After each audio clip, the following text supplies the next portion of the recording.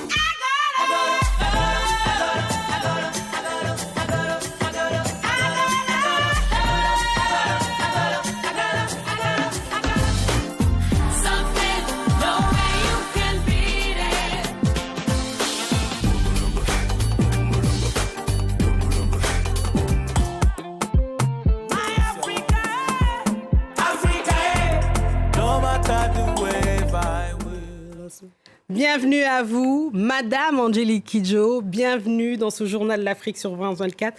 Vraiment, c'est un plaisir, un honneur de vous avoir ce soir. C'est un bonheur pour moi d'être ici, de voir ce beau sourire sur votre visage. Oh, vous êtes gentil. Déjà, ça commence bien. De demain va être sublime. Ah bah justement, parlons-en. Alors, ce qui nous frappe quand on écoute, on a vu ce petit medley, et je voulais vraiment qu'on l'entende pour voir la variété aussi des styles que vous abordez. Et on se dit que on a l'impression que vous ne cessez jamais de vous renouveler, en fait, que c'est en permanence pour vous. Oh, moi, j'ai pas envie de m'ennuyer. On s'ennuie suffisamment dans la vie, sur scène, c'est pas possible. Ah non, si je m'ennuie, là, j'arrête tout de suite de chanter. Ouais. Et moi, j'aime bien les défis, parce que quand on est artiste, il faut toujours se questionner. Il faut toujours se mettre en danger, sinon on se répète.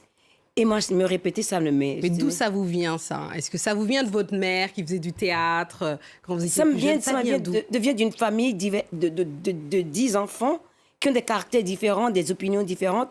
Et à la maison, nos parents ont toujours encouragé cette différence d'opinion, toujours encouragé le fait que des gens du monde entier pouvaient venir à la maison, parler des langues qu'on ne comprenait pas.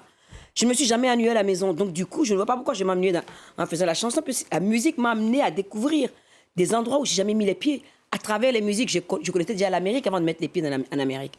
À travers la musique, j'ai connu l'Afrique dans le sens le plus large du terme, sans jamais avoir mis les pieds en République démocratique du Congo. Après, j'ai été. C'est-à-dire que la musique, pour moi, c'est la porte sur le reste du monde. Et le monde est multiple, beau, mais c'est trop beau. En tout cas, vous nous influez ça à travers votre musique. Et alors, votre actualité immédiate, c'est ce concert exceptionnel, donc ce samedi 14 octobre, donc à la Philharmonie. Il s'agit de rendre hommage à Fela Kuti, l'autre légende du continent africain, décédé, qui vient évidemment du Nigeria. Et alors, vous allez reprendre Remain in Light, donc de Talking Heads, dont on sait peu, finalement, qu'ils sont déjà inspirés à la base de Fela. C'était ça l'idée au départ? Mais c'était ça l'idée. En fait, quand je suis arrivée en France en 83, j'ai entendu sur une cassette la chanson Once in a Lifetime sans savoir qui c'était. Et cette chanson m'a suivie, en fait. Parce que quand on vient d'une dictature, toutes ces musiques-là ne sont pas arrivées chez vous. Et c'est comme une ritournelle africaine. Donc, ça c'est resté. Et un jour, j'ai commencé à me dire, il faut que je reprenne cette chanson. Et je m'entends dire par mon manager et mon mari, mais c'est les Talking Heads. Je dis, Talking Heads, David Byrne. Moi, je connais David Byrne, mais je n'ai jamais fait le lien. Et je me dis, je vais écouter tout l'album. Les gens me regardent et me disent, tu es sûr de ça? Cet album est absurde. Il n'y a pas de paroles. Les paroles, on ne comprend rien. Je dis, moi, j'ai été élevé par des personnes âgées. Les proverbes en Afrique, on mange ça tous les jours. Mettez-moi la musique. Et dès la première chanson, je me suis dit, je reprends tout l'album, morceau par morceau, mais en la ramenant à l'Afrique par la musique de départ qui les a influencés, Fela Kuti. Oui, absolument. Alors, c'est du coup, la boucle est bouclée, si je puis dire. Moi, je dis toujours, toutes les musiques viennent d'Afrique. Et je ramène toujours toutes les musiques en Afrique. Il y a des gens qui sont contre ça. Quand je dis ça, ils ne sont pas contents. Je dis, vous rejetez votre humanité, c'est bon. Ne soyez pas d'Afrique, alors soyez où vous venez. Mais tout le monde est africain, parce que nous sommes des homo sapiens. Et dans notre ADN, l'Afrique est présente. Ouais. Tout le temps, tous les jours. Absolument.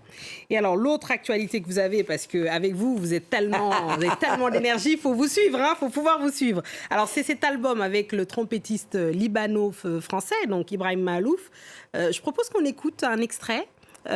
justement, et on en parle juste après. Ah, on n'a pas d'extrait, c'est dommage, parce que j'aurais voulu qu'on entende Queen Saba, justement. Queen Alors, Saba. parlez-nous justement de cette collaboration-là. Mais quand on a décidé de travailler ensemble, mon but à moi et la question que je posais à Ibrahim à ce moment-là, c'est quel est le lien entre l'Afrique et le Moyen-Orient? Moi, j'aime toujours l'histoire, ramener l'histoire de l'humanité dans mon travail. Et j'ai fait des recherches, je me suis rendu compte que ce mythe de la reine Saba est dans la Bible, le Coran, la Torah, dans toutes les religions, elle est racontée. Et même jusqu'au Nigeria, elle est appelée de différents noms. Je me suis dit, ah, ça c'est intéressant. J'ai commencé à faire des recherches sur les énigmes qu'elle posait au roi Salomon, qui était, selon les dires, le roi, la personne la plus sage du monde. Ah, je dis, ah, ça m'intéresse. Une femme qui va demander à un homme, tu es sage, montre-moi comment tu es sage. Je vais commencer à te poser des énigmes. Et les énigmes que j'ai choisies sont absolument intéressantes parce que ça parle justement des problèmes auxquels nous faisons face. Le droit des femmes, la chanson Eni, c'est ça. Quel est quel est le truc, la chose qui sort, qui n'a pas de plume, qui n'a pas de sang, c'est le poussin qui sort de l'œuf. La femme au Midjet, 9 mois, 7 jours, un enfant. Ouais. Ah ouais. Bon, alors là, je pense que le public va être intéressé. Hein, il va vouloir d'autres énigmes. Les énigmes, il faut d'autres énigmes, là. Les énigmes, il y en a pas pagaille. Moi, je donne ces deux-là comme ça, mais il faut pas lire la réponse. Il faut écouter la chanson. Il faut écouter. Et se demander ce que ça... Et lire aussi le texte. Et ça oblige à réfléchir. Ça oblige à réfléchir. Une femme qui est au pouvoir en Afrique, noire, qui va voir le roi Salomon pour lui dire, si tu es vraiment sage, j'ai besoin de ta sagesse pour gouverner mon peuple. On ne fait plus ça aujourd'hui. Est-ce que nos dirigeants ont de la sagesse? C'est actuel aujourd'hui. Est-ce qu'on s'écoute? Est-ce qu'on peut dépasser nos clivages et penser et mettre au centre de nos préoccupations? Je parle surtout des hommes politiques, le bien-être des populations. C'est ça la question aujourd'hui. Vous pensez que ça, c'est pas possible en ce moment? C'est possible, mais on a fait beaucoup d'erreurs en route. Est-ce qu'il y aura un dirigeant qui sera suffisamment sage et humble pour dire on a fait des erreurs, recommençons à zéro? Cet homme ou cette femme qui dira ça, eh bien moi je vais aller travailler avec elle direct. Oui, il n'est pas exclu d'espérer. Et alors, en attendant, fait vivre, non? C'est ce qu'on dit. Absolument. Et alors, en attendant, au-delà de la figure de la reine de Saba, il y a aussi le film que porte Viola Davis, donc The Woman King, où elles ont réhabilité ces fameuses guerrières de Dahomey. Qu'est-ce que ça vous fait justement, vous êtes originaire de là-bas, du Bénin, qu'est-ce que ça vous fait justement que ces figures-là, féminines, fortes, africaines, soient, pour une fois, j'allais dire, en tout cas, mise au devant de la scène comme ça? Ben, il était temps, hein, mais il y a beaucoup d'histoires qu'on doit raconter en Afrique. Beaucoup d'histoires de femmes, d'hommes vaillants et C'est-à-dire que notre histoire nous a été prise par ceux qui nous ont réduits en esclavage et qui nous ont colonisés.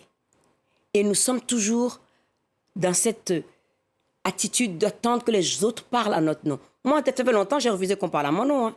Je raconte ma propre histoire, ne parle pas pour moi. Nous avons des têtes chez nous. Nous avons des historiens chez nous. Nous avons des gens fantastiques en Afrique. Il serait temps qu'on commence à apprendre à nos enfants nos propres histoires. Avant de leur apprendre l'histoire des États-Unis, du reste du monde. Nous, d'abord, on doit comprendre notre histoire et la connaître pour que, quand l'esclavage recommencera, parce que l'histoire est un éternel recommencement, qu'on sache ce qui se présente et qu'on se batte contre l'esclavage et contre la colonisation. Parce que les gens, au jour d'aujourd'hui, les gens sont en colère, les jeunes sont en colère en Afrique, mais ils n'ont pas suffisamment d'éducation, ils n'ont pas suffisamment d'informations pour être forts et être fiers de leur propre histoire et dire, mais non, moi je ne suis pas réduit à ma pauvreté, je suis quelqu'un qui vient d'une culture riche. Il faut qu'on raconte ces histoires-là. Il est absolument indispensable que les cinéastes, les conteurs, les écrivains, tous autant que nous sommes, nous nous mettons au service de nos histoires et qu'on les raconte. Oui. Absolument, c'est très important. Et l'autre pan, je puis dire, si je devais en choisir qu'un dans votre carrière et dans votre dévouement, c'est aussi votre engagement auprès de la jeunesse. Et en particulier, et c'est dans la droite ligne de ce qu'on disait, des jeunes filles. Vous êtes ambassadrice pour l'UNICEF, vous avez votre fondation, donc c'est très important pour vous, cet engagement, et on sait qu'il vous tient à cœur. Mais ça me tient à cœur parce que je me rends compte au jour d'aujourd'hui, ça fait longtemps que je m'en suis rendu compte, mais plus que jamais maintenant, surtout après la pandémie, les femmes sont au centre de tout, partout, pas seulement en Afrique. En particulier, les femmes africaines sont les colonnes vertébrales de l'Afrique. Sans les femmes, l'Afrique s'écroule. Et on passe notre temps à écouter les hommes qui nous parlent des femmes et qui veulent réduire la femme à un objet de désir, à une serviette, à une serpillière, mais rien, pas à un être humain. Les hommes africains, les hommes en général, n'arriveront jamais s'il n'y a pas de femme. Il n'y a pas d'homme sans femme. Ce n'est pas un homme qui donne naissance à un homme et à une femme. Il faut 2 personnes. Donc l'homme est forcé d'être le partenaire de la femme et la femme est aussi forcée d'être le partenaire de l'homme. Un homme ne peut pas se dire fier de ses filles, de sa mère, de ses sœurs, de sa tante, de ses femmes, s'il n'a pas le respect pour la femme. Le respect pour la femme, on doit l'inculquer à nos enfants. Nous, les femmes africaines, nous devons élever nos petits garçons en leur faisant dire, en leur savoir, leur petite sœur n'est pas leur bobonne, leur petit soin d'être respecté, leurs petites sœurs ont aussi une voix à la maison. Laissez parler les petites filles à la maison et les petits garçons. Et arrêtons de dire que les enfants n'ont pas de voix. Oui, absolument. Ce message personnel, je le prends pour moi aussi. Merci infiniment, Angélique Kidjo, d'être venue. Et c'est ainsi qu'on referme ce Journal de l'Afrique. Merci à tous ceux qui nous ont suivis. Et en particulier, tiens, de Ouida, à Paris, en passant par Los Angeles, partout où que vous soyez. Restez avec nous car l'actualité continue sur France 24.